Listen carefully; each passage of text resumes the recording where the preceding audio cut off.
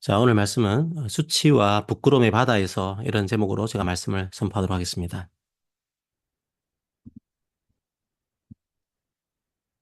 나의 해리에게라는 드라마가 있는데요. 짤 영상을 잠깐 봤습니다. 구 남친이 구 여친하고 얘기를 하는 장면이 나옵니다. 이 구 남친은 방송국의 간판 아나운서입니다. 자기의 9시 뉴스 앵커를 노리고 있을 정도로 실력 있는 사람입니다. 구 여친도 같은 아나운서입니다. 그런데 방송국에서 별로 존재감이 없습니다.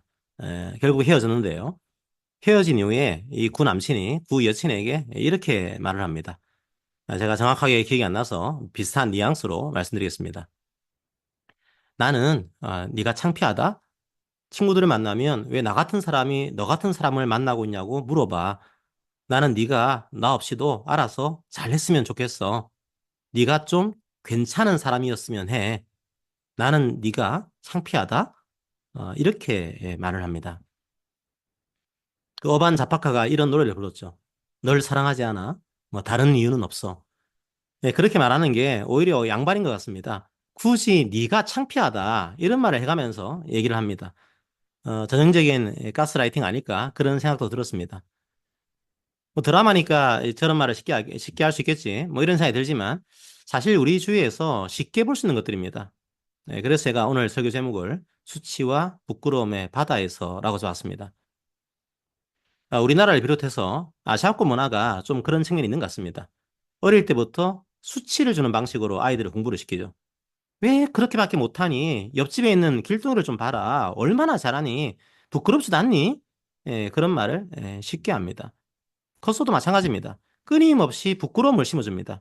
학교에서도 그런 부끄러움을 심어줍니다. 취업을 해야 할 때, 결혼을 할 때도 마찬가지입니다. 직장 생활을 하거나 사업을 할 때도 마찬가지죠. 계속 수치심을 불러일으키는 말을 합니다. 그런 방식으로 압박을 하죠.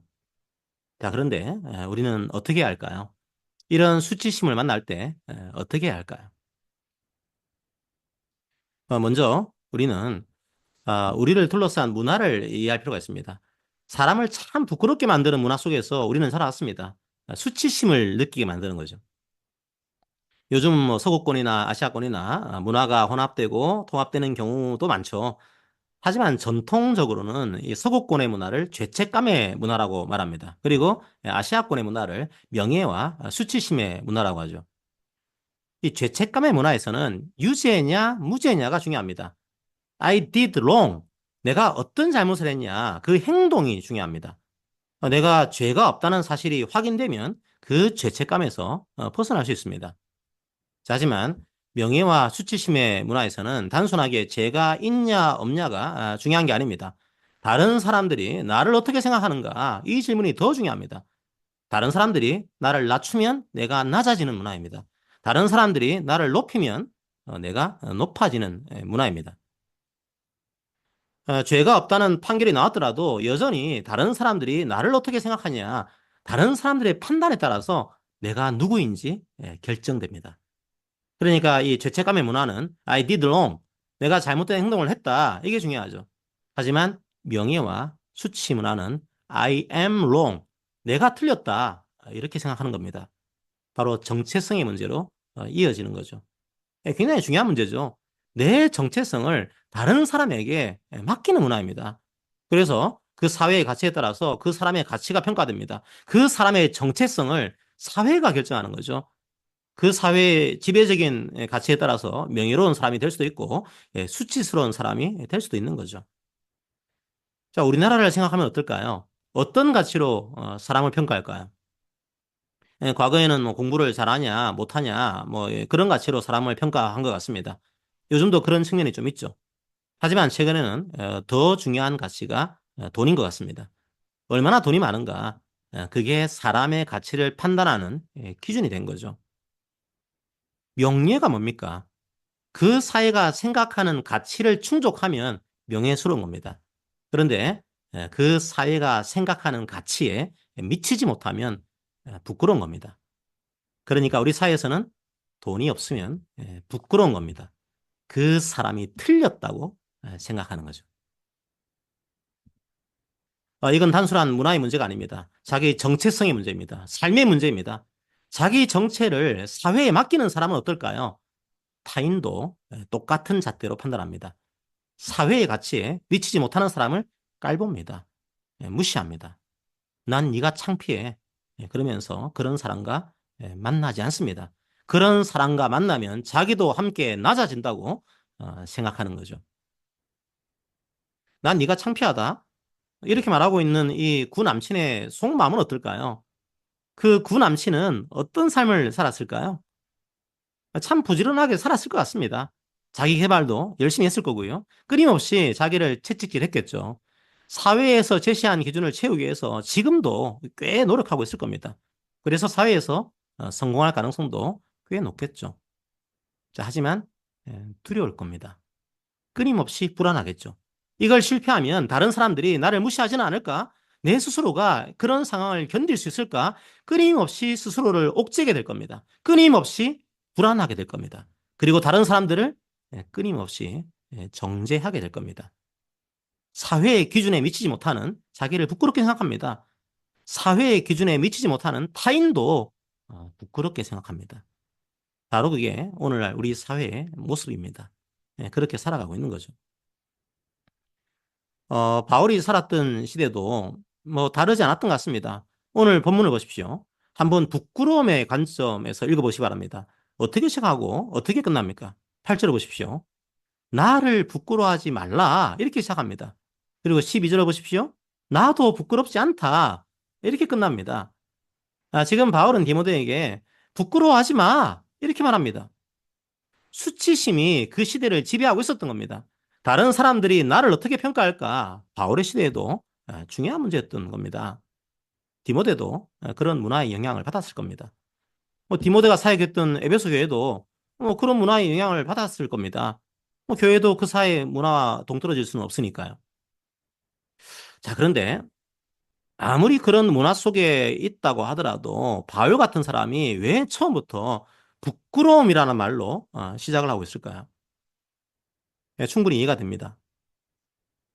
너무나 중요한 이슈였기 때문입니다. 이 편지를 지금 바울이 어디에서 쓰고 있습니까? 감옥에서 쓰고 있습니다. 게다가 바울과 디모데가 전하는 복음이 뭐였습니까? 번영의 신학이었습니까? 아니요. 바로 십자가와 부활의 복음이었습니다. 그 십자가와 부활을 통해서 생명과 기쁨이 온다는 복음이었습니다. 다 어떤 것들입니까? 죽음을 통해서 생명이 온다. 하나님이 사람이 되셨다. 그리고 부활하셨다. 도저히 이해할 수 없는 것들이었습니다. 로마 시대에서 십자가는 가장 끔찍한 형벌이었습니다. 얼마나 끔찍했으면 로마 시민권을 갖고 있는 사람들에게는 아예 십자가 형벌을 내리지 않았습니다. 그 당시 문화에서 볼 때는 가장 끔찍한 형벌이었습니다. 가장 부끄러운 형벌이었습니다.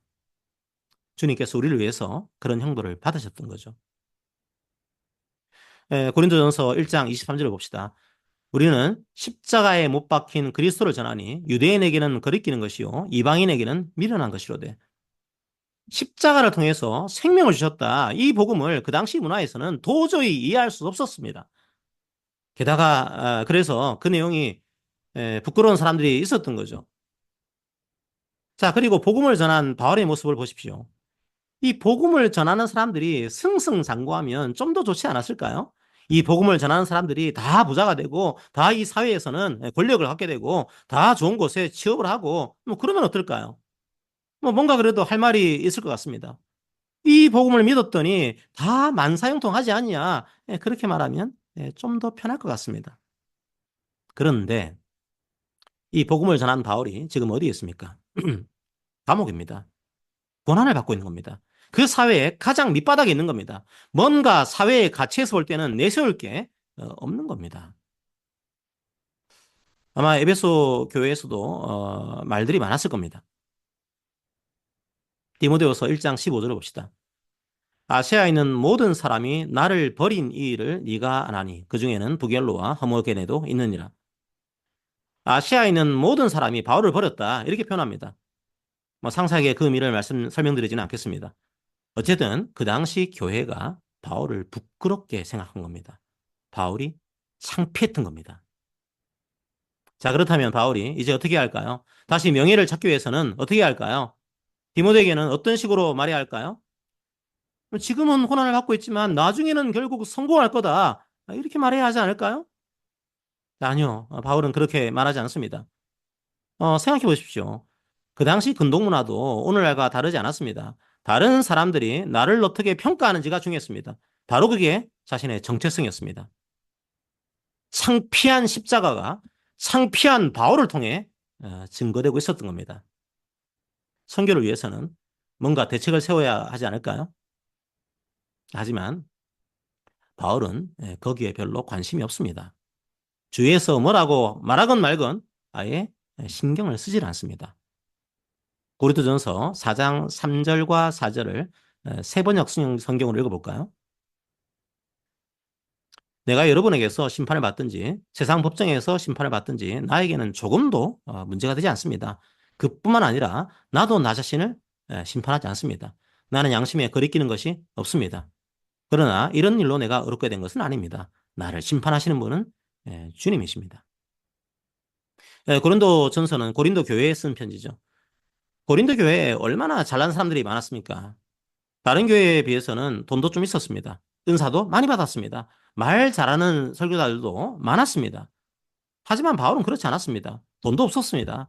천막을 만들어서 생계를 유지했습니다. 눈도 별로 좋지 않고 몸도 약해 보였습니다. 자존심은 또 얼마나 센지 교회에서 지원해주는 돈도 받지 않았습니다. 말솜씨가 그렇게 유창하지 않았습니다. 자, 그러자 바울을 무시했습니다. 바울을 부끄럽게 생각한 거죠. 그런데 바울은 뭐라고 말합니까? 그거 별로 신경 안 쓴다. 이렇게 말합니다. 다른 사람이 나를 어떻게 평가하건 그건 중요하지 않다는 겁니다. 내가 누구인가? 그걸 다른 사람들의 평가에 맡기지 않은 겁니다. 나는 네가 창피하다. 그 사람들의 가스라이팅에 지배되지 않는 겁니다. 교회도 조심해야 합니다. 교회도 영적인 가스라이팅을 할 때가 많습니다. 소위 영적인 기준을 정해놓고 그걸 지키지 못하는 교인을 부끄럽게 만드는 거죠. 그 교회의 문화가 그 사람의 정체성을 정해주는 꼴이 됩니다. 부모들도 조심해야 하고 교사들도 조심해야 합니다.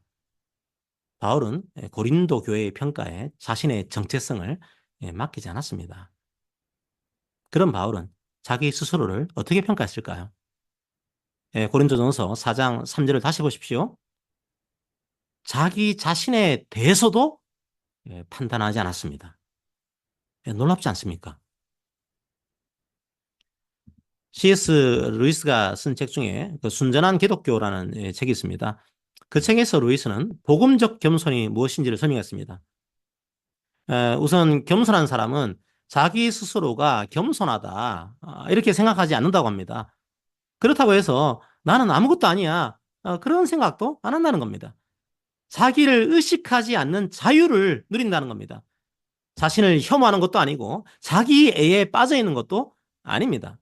날 좀 인정해달라 그렇게 말하는 것도 아니고 자기 스스로 대견스럽게 생각하는 것도 아닙니다. 다른 사람이 비판을 했다고 가정해 봅시다. 어떤 사람들은 그 비판을 견디지 못합니다. 그 비판 때문에 화를 내고 불안해하는 거죠. 반면에 어떤 사람들은 비판을 무시합니다. 전혀 비판을 새겨듣지 않는 거죠. 너의 의견이 뭐가 중요하냐? 비판에서 뭔가를 배우려고 하지 않습니다. 하지만 복음적 겸손은 비판을 들어도 불안해하지 않습니다. 일리가 있는 비판이면 또 수용합니다. 체면 같은 걸 신경 쓰지 않습니다. 다른 사람의 평가 때문에 두려워하지도 않습니다. 어떻게 그게 가능할까요? 우리에게 주신 새 마음을 인식할 때 가능합니다. 예수 그리스도를 믿는 우리에게 새겨진 새 마음이죠. 자, 디모데후서 1장 7절을 봅시다.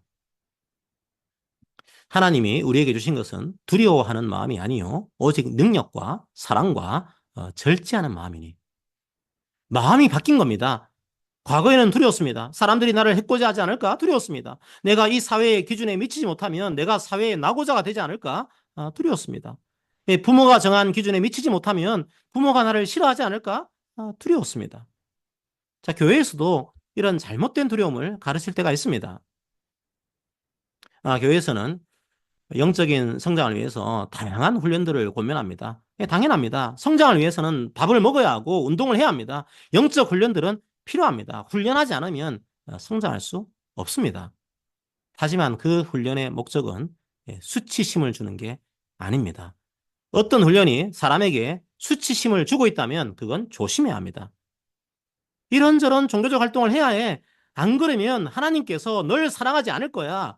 이런저런 종교적 활동을 안 하면 잘못된 거야. 그런 활동을 안 하면 하나님께서 널 버리실 거야. 그런 두려움을 심어줄 때가 있습니다. 마음이 중요한 게 아니라 종교적 활동을 했냐 안 했냐가 중요하게 된 겁니다. 바울도 과거에는 마찬가지였습니다. 이 율법을 다 지키지 못하면 하나님께서 나를 벌하시지 않을까 두려웠습니다. 하지만 이제 그런 두려움에서 벗어난 겁니다. 9절을 봅시다. 하나님이 우리를 구원하사 거룩하신 소명으로 부르심은 우리의 행위대로 하심이 아니요 오직 자기의 뜻과 영원 전부터 그리스도 예수 안에서 우리에게 주신 은혜대로 하심이라. 바울이 자기 정체성의 기준을 어디에 뒀습니까? 다른 사람이 아니었습니다. 심지어 자기 스스로도 아니었습니다. 십자가에 뒀습니다. 내 모든 부끄러움을 없애기 위해서 십자가에서 모든 부끄러움을 다 당하신 주님의 은혜에 뒀습니다. 주님이 내 부끄러움을 없애기 위해서 십자가를 지신 겁니다. 바울은 스스로 하나님의 은혜를 입은 자라고 생각했습니다. 하나님께서 은혜를 베풀어서 하나님께서 함께 하시는 자, 이런 정체성을 바울은 가지고 살았습니다. 그런 정체성을 가진 사람들에게는 이제 뭐가 중요할까요? 타인의 평가는 그렇게 중요하지 않습니다. 소명이 중요합니다. 하나님께서 이런 은혜를 베푸셨는데 나는 이 땅에서 어떻게 살아야 할까? 이런 생각을 하게 되는 거죠. 예수님을 생각해 보십시오. 이 땅에서 누구를 만나셨습니까? 그 당시 사회에서 다 수치스러운 사람들을 만났습니다. 주위의 사람들이 손가락질하는 세리 마태를 만났습니다. 사람 취급도 하지 않았던 사마리아 여인을 만났습니다. 이방인이었던 백부장을 만났습니다. 거라사 지방에서 귀신 들린 사람을 만났습니다. 다 그 당시 사회에서는 수치스러운 사람들이었습니다.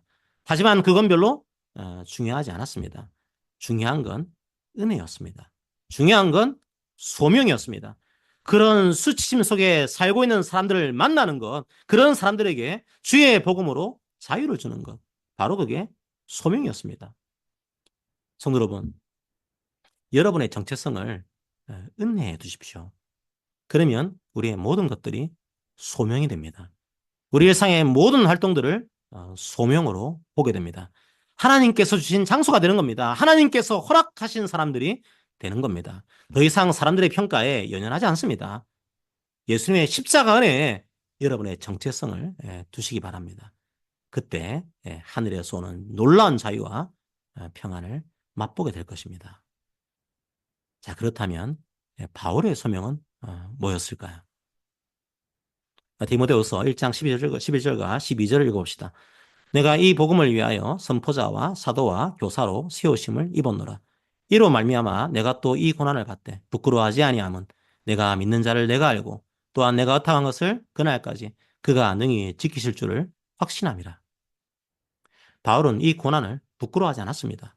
자기가 뭔가를 잘못해서 받는 고난이 아니었습니다. 소명 때문에 받는 고난이었습니다. 수치스럽지 않았습니다. 성도 여러분, 복음은 그렇게 좁은 개념이 아닙니다. 보통 우리가 칭의라고 하지 않습니까? 예수 믿는 사람은 심판의 법정에서 의인으로 선고되었다. 우리는 죄인이지만 법적으로는 죄인이 아니다. 이렇게 말할 때가 많습니다. 네, 맞습니다. 틀린 말은 아닙니다. 하지만 예수님은 십자가에서 우리의 죄만 용서하신 것이 아닙니다. 우리의 수치심도 함께 해결하셨습니다. 사실 설교 순서를 정하면서 참 고민한 게 있습니다. 바로 참회 기도 순서입니다. 필요한 순서라고 생각을 합니다. 그래서 예배 순서에 넣었습니다. 그런데 혹시 오해할 수도 있지 않을까 이런 염려도 많이 있습니다. 그래서 아예 이 순서를 빼버릴까 그런 생각도 했습니다. 제가 뭘 염려한 걸까요? 그 순서가 죄책감을 다시 심어주지 않을까 그런 염려였습니다. 사실 수치심을 불러일으키지 않을까 그런 걱정이었습니다. 아닙니다. 다시 죄책감을 드리기 위한 목적이 아닙니다. 다시 수치심을 불러일으키기 위한 목적이 아닙니다. 우리들을 억지로 부끄럽게 하기 위한 그런 목적이 아닙니다. 오히려 주께서 주신 은혜를 기억하기 위해서입니다. 주께서 우리에게 주신 참된 자유를 기억하기 위해서입니다. 주님의 십자가를 기억하지 않으면 사람은 자기의 공로로 돌아가게 됩니다. 그래서 십자가의 공로가 아니라 자기의 자격으로 예배를 드리게 됩니다. 그 예배에는 참된 자유가 없습니다. 오직 주님을 바라볼 때 진정한 자유가 있습니다. 그 사실을 매주 참회의 기도를 통해서 기억하기 위해서입니다. 성도 여러분, 사회가 정한 가치는 끊임없이 우리 마음에 부끄러움의 감정을 심어줍니다. 수치를 느끼게 합니다. 심지어 교회도 그럴 때가 있습니다. 사회의 가치를 그대로 교회가 따라가는 거죠. 하지만 교회는 수치가 역전되는 공동체입니다. 사회에서 볼 때 명예로운 가치는 무엇입니까? 돈이 많은 겁니다. 큰 겁니다. 높은 겁니다. 만약 이 가치가 교회에도 그대로 통용된다면 어떨까요? 그런 사람들이 한둘이 아닐 겁니다. 성도 여러분, 교회는 한 몸입니다. 우리는 한 몸의 각 지체입니다. 중요하지 않은 지체는 한 사람도 없습니다. 오히려 그 가치가 역전됩니다. 자, 고린도전서 12장 20절부터 25절을 읽어드립니다. 이제 지체는 많으나 몸은 하나라. 눈이 솜더러 내가 너를 쓸 데가 없다 하거나 또한 머리가 발더러 내가 너를 쓸 데가 없다 하지 못하리라. 그뿐 아니라 더 약하게 보이는 몸의 지체가 도리어 요긴하고 우리가 몸에 덜 귀히 여기는 그것들을 더욱 귀한 것들로 입혀주며 우리의 아름답지 못한 지체는 더욱 아름다운 것을 얻느니라. 그런즉 우리의 아름다운 지체는 그럴 필요가 없느니라. 오직 하나님이 몸을 고르게 하여 부족한 지체에게 귀중함을 더하사 몸 가운데서 분쟁이 없고 오직 여러 지체가 서로 같이 돌보게 하셨느니라. 예수 그리스도를 믿는 성도 여러분, 여러분은 모두 주의 은혜를 입은 주의 지체들입니다. 사회의 가치로 서로가 서로를 판단하면 안 됩니다. 모두가 주님의 보혈의 피로써 구원받은 자들입니다. 서로가 서로를 그 은혜에 의지해서 존귀하게 여기시기를 바랍니다. 주님께서 우리의 수치심을 없애기 위해서 십자가를 지셨습니다. 다시 과거의 습관으로 돌아가지 맙시다. 뱉어버린 음식을 다시 먹는 것처럼 과거의 행동으로 돌아가지 맙시다. 십자가로 없애신 그 수치심의 바다에서 방황하지 맙시다. 스스로에 대해서도 비하하지 마십시오. 교만하지도 마십시오. 우리들은 더 이상 하나님을 모르는 고아가 아닙니다. 우리들은 주의 십자가로 자녀가 되었습니다. 이제 더 이상 고멜과 같은 자들이 아닙니다. 주님의 신부가 되었습니다. 이제부터는 주님께서 주신 새 마음으로 소명을 묵상합시다. 주님의 은혜 속에서 십자가를 기억하면서 이 수치와 부끄러움의 바다를 성령님의 능력으로 헤쳐나가시기를 기도합니다. 아멘. 함께 여러분의 정체를 사회에 두지 마시고 말씀에 두시기를 바랍니다. 은혜에 두시기를 바랍니다. 생명과 기쁨에 여러분의 가치를 두시기를 바랍니다. 함께 우리 찬양합시다. 여러분의 이름이 십자가에서 바뀌었습니다. 그 사실을 기억하시길 바랍니다.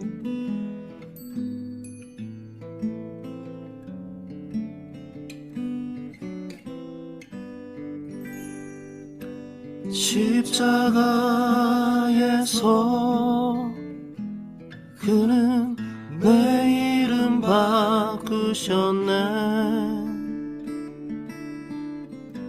십자가에서 그는 내 이름 바꾸셨네. 고아에서 아들로 거절해서 용납으로 죄인에서 의인으로 바꾸어 주셨네. 십자가에서 그는 내 이름 바꾸셨네. 십자가에서 그는 내 이름 바꾸셨네. 저주에서 축복으로, 원수에서 연인으로, 장기에서 신부로 바꾸어 주셨네. 십자가에서 그는 내 이름 바꾸셨네. 십자가에서 그는 내 이름 바꾸셨네.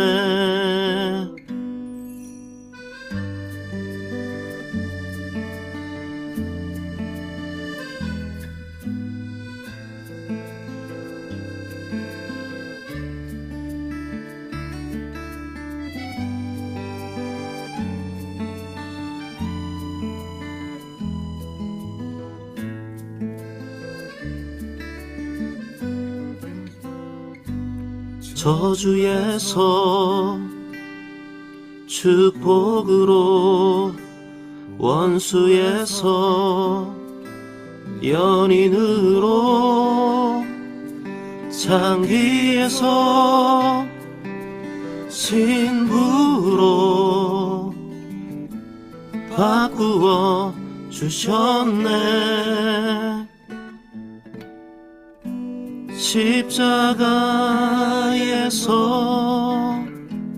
그는 내 이름 바꾸셨네.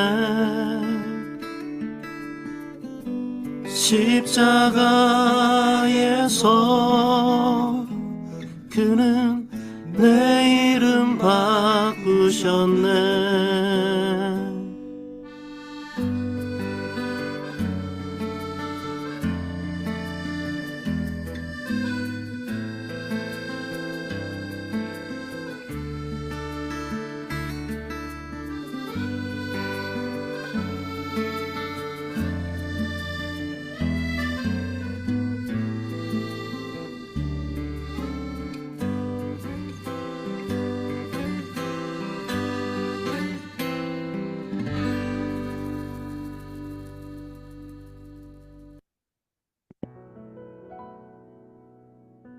자, 오늘 말씀을 기억하면서 기도합시다. 나는 네가 창피하다. 사회는 끊임없이 사람들을 수치스럽게 합니다. 부끄러움의 바다에서 절망하게 합니다. 주님께서 우리의 죄를 없애기 위해서, 우리의 수치심을 제거하기 위해서 그 부끄러운 십자가를 지셨는데, 그래서 우리의 마음에 주의 말씀을 새겨주셨는데 여전히 그 수치와 부끄러움의 바다에서 헤맬 때가 있습니다. 심지어 다른 사람들도 십자가의 은혜가 아니라 세상적인 가치로 판단해서 수치심을 줄 때가 있습니다. 주님, 그 사회에서 가장 부끄럽게 생각했던 그런 사람들을 만난 주님을 생각합니다. 우리도 주님처럼 우리에게 맡기신 주의 소명을 기억하기 원합니다. 우리 교회가 서로가 서로를 존귀하게 여기기 원합니다. 스스로에 대해서도 비하하거나 교만하지 않기 원합니다. 주님의 은혜에 우리의 정체성을 두게 하여 주옵소서. 함께 오늘 말씀을 기억하면서 기도하기 원합니다. 함께 기도합시다.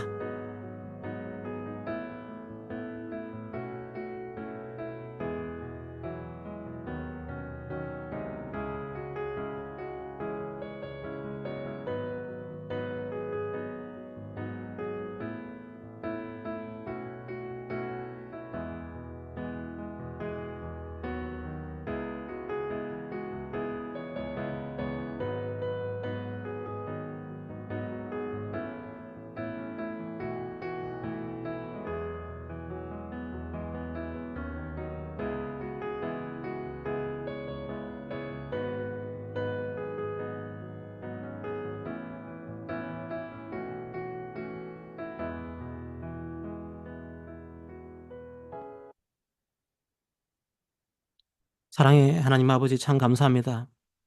지금도 사회에서는 끊임없이 나는 네가 참 창피하다, 나는 네가 참 부끄럽다, 이런 소리를 우리에게 들려줄 때가 있습니다.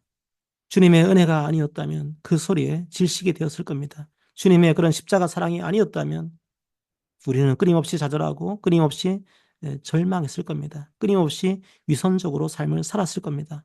하지만 주님, 주의 십자가에서 우리의 죄를 용서하셨습니다. 그 십자가에서 우리의 수치심과 우리의 부끄러움도 주님께서 지하셨습니다. 하나님 아버지, 그 사실을 저희들이 고백하고 날마다 삶 가운데 그 사실을 믿고 나아가기를 원합니다. 날마다 우리의 죄를 고백하면 우리가 수치스럽게 되기 위함이 아닙니다. 그런 우리의 죄악에도 불구하고 우리를 위해서 십자가에서 죽으시고 우리의 모든 수치를 제거하신 주의 은혜를 기억하기 위해서입니다. 사랑의 하나님 아버지, 우리가 이런 자유로 우리의 삶을 살아가기를 원합니다. 이런 사랑으로 다른 사람들을 바라보기를 원합니다. 이런 수치와 부끄러움의 바다 속에서 저희들이 넘어지지 않게 하시고 오직 주의 십자가 사랑과 생명으로 다시 일어설 수 있도록 오직 주의 은혜에 우리의 마음을 둘 수 있도록 인도하여 주시옵소서. 우리 교회 성도들 가운데 혹시나 사회에서 이런 수치와 부끄러움 속에서 낙담하고 실망하는 사람들이 있습니까? 아마 많을 겁니다. 저도 그렇고 다른 사람들도 그럴 겁니다. 하지만 주님, 그 사탄의 목소리에 저희들이 귀를 기울이지 않게 하시고 사도 바울처럼 예수님처럼 뭐라고 하든 관계없다. 오직 주의 소명을 나는 기억하며 그저 그 소명대로 살아가겠다. 그런 담대한 우리 모든 성도들이 될 수 있도록 아버지 인도하여 주시옵소서. 서로가 서로를 존귀히 여기며 귀히 여기며 아껴주며 사랑하는 아름다운 주의 교회가 될 수 있도록 아버지 도와주시옵소서. 감사합니다. 예수님 이름으로 기도합니다. 아멘.